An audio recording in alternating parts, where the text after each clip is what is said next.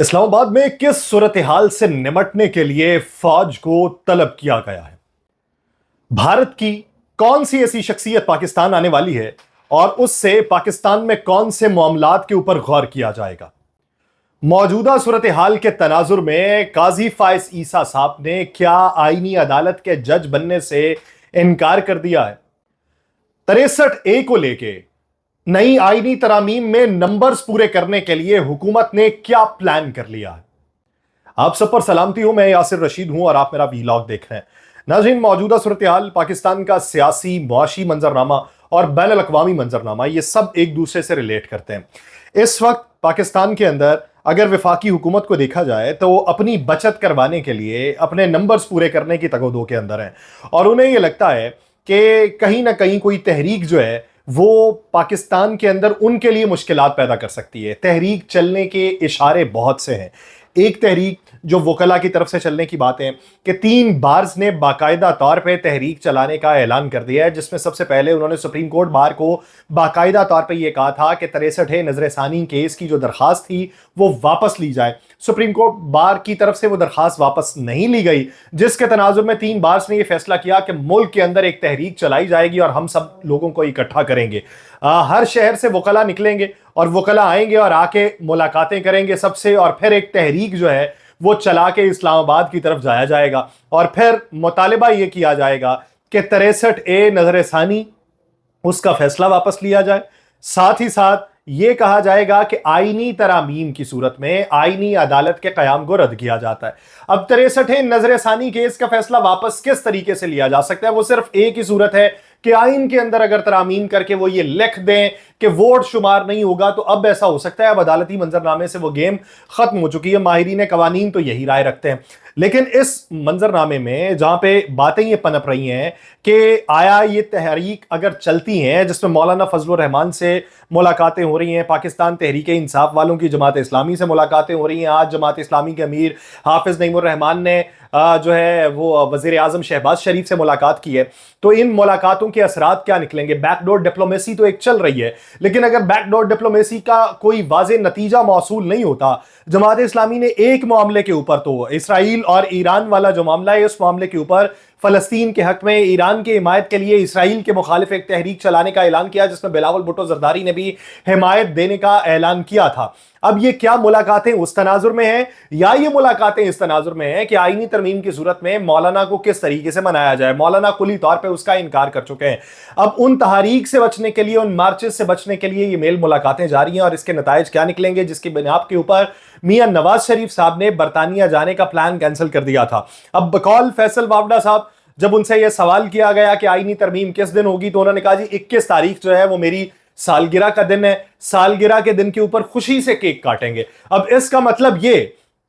کہ وہی بات جو ہم نے کی کہ رواں ہفتے یا اگلے ہفتے یہ ترمیم کے حوالے سے نمبرز گیم کو پورا کرنا ہے۔ اب نمبر گیم کو پورا کرنے کے لیے پاکستان تحریک انصاف نے اپنی پلاننگ یہ کر رکھی کہ اپنے تمام اراکین کو سمجھایا، جس میں سے چند گنے چنے جو لوگ تھے ان کو چھوڑ کے، جو ایم این ایز ہیں، جس میں بیرسٹر گوہر ہیں، جس میں شیخ وقاص اکرم ہیں، جس میں عمر ایوب صاحب ہیں، اسد کیسر صاحب ہیں، ان لوگوں کو چھوڑ کے، یہ جو مین ٹیئر لیڈرشپ ہے ان کو چھوڑ کے باقی سب لوگوں کو کہا اپنے موبائل فون بند کریں، 20 دنوں کے لیے روپوش ہو جائیں۔ وہ انہوں نے اس حکمت عملی کے اوپر جو ہے وہ غور کرنا شروع کر دیا۔ اب اس کے ساتھ ساتھ انہوں نے باقاعدہ طور پہ یہ اعلان جاری کیا کہ اگر آپ جو ہیں اس سب کے باوجود، جو ہماری طرف سے گائیڈ لائن ہے، اس کے باوجود کسی دن اپوزیشن کے فلور کو کراس کر کے آپ حکومتی بینچز کی طرف جاتے ہیں، فلور کراسنگ کرتے ہیں آئینی ترمیم کے طور کے اوپر، تو یاد رکھیے گا نہ پھر آپ کے اوپر کوئی دباؤ تھا، نہ کوئی پریشانی تھی، نہ کوئی اور چیز تھی، پھر آپ نے غداری کی ہے پارٹی کے ساتھ، اپنے ووٹر کے ساتھ۔ یہ واضح طور پہ اعلامیہ پاکستان تحریک انصاف کی طرف سے جاری ہوا ہے۔ اب اس ضمن کے اندر وہ کیا پلان کرتے ہیں؟ دوسری بات یہ ہے کہ اسلام آباد کے اندر فوج تعینات کرنے کا فیصلہ کر لیا گیا، اور فوج جو تعینات ہوگی وہ 12 دن کے لیے تعینات ہوگی، کیونکہ پہلے یہ کہا گیا تھا کہ اسلام آباد میں دفعہ 144 کا نفاذ اس لیے کیا گیا ہے کہ وہاں پہ غیر ملکی وزیر اعظم آئے ہوئے ہیں، یعنی ملائیشین وزیر اعظم تھے، وہ 3 روزہ دورہ آج انہوں نے مکمل کر کے 3:30 بجے وہ نور خان ایئر بیس سے واپس روانہ ہو گئے۔ لیکن اس کے بعد فوج تعینات کرنے کی وجوہات کیا بنی؟ वो वजह यह है कि एससीओ समिट हो रहा है इस्लामाबाद के अंदर, जिसमें गैर मुल्की वज़राए खारजा आएंगे, जिसमें खत्ते की मजमूई सूरत हाल के ऊपर बात की जाएगी, बिलखुसूस ईरान इजराइल मामले के ऊपर बात की जाएगी, उसका इंपैक्ट जो खत्ते में पड़ेगा उस पर बात की जाएगी। तो इस वजह से जो गैर मुल्की वज़राए खारजा ने या सरबराहान मुमलिकत ने इस्लामाबाद आना है, तो उनकी सिक्योरिटी के लिए 12 दिन के लिए फौज तैनात करने का फैसला किया गया है। उन दिनों में ना कोई किसी एहतजाज, ना किसी जुलूस, ना किसी जलसे की इजाजत दी जाएगी, और नक्लो हरकत जो है वो भी महदूद कर दी जाएगी। आम आवाम के लिए भी बेशतर शाहराहें जो हैं उनको भी मखसूस नक्लो हरकत के लिए जो है मुख्तस कर दिया जाएगा। अब इस ज़मन के अंदर जो है पाकिस्तान की तरफ से भारत को भी इनविटेशन भेजा गया था। कयास आराइयां तो यही थी कि भारत की तरफ से जवाब यह आएगा कि हम इसमें शिरकत नहीं करेंगे, लेकिन आज भारतीय दफ्तर खारजा की तरफ से एक एलामिया बाकायदा तौर पर यह जारी हुआ कि भारतीय वजीर खारजा जयशंकर जो हैं वो पाकिस्तान का दौरा करेंगे वफ्द के हमरा। और जयशंकर जबकि जो बने हैं फॉरेन मिनिस्टर, उसके बाद ये उनका पहला दौरा पाकिस्तान होगा, और ये किसी भी भारतीय डेलीगेशन का बहुत ज्यादा अरसे के बाद पहला दौरा पाकिस्तान है। पहले वो छोड़ दीजिए कि किन मामलात के लिए उनकी टीम्स आती रही हैं, वो खेल को लेके थी, लेकिन खेल से हट के अभी जो सियासी मामलात, खत्ते की सूरत हाल, उसके लिए भारत की तरफ से उनके वफ्द का पाकिस्तान आना और पाकिस्तान आके एससीओ समिट के अंदर शिरकत करना और फिर खत्ते की मजमूई सूरत हाल के ऊपर गुफ्तगू करना, ये एक अच्छा साइन करार दिया जा रहा है। लेकिन इस सारे मामले में हुकूमत के लिए नंबर्स गेम पूरी करने की तगोदो इस वक्त जारी है, जिसमें बैकडोर डिप्लोमेसी, बैकडोर रवाबित जो हैं वो उनके तेजी के साथ जारी हैं। अब इसको लेके वो किस हद तक अपने प्लान में कामयाब होते हैं, किस दिन आईनी तरमीम के हवाले से वो अपनी सारी कोशिशें पूरी कर लेते हैं,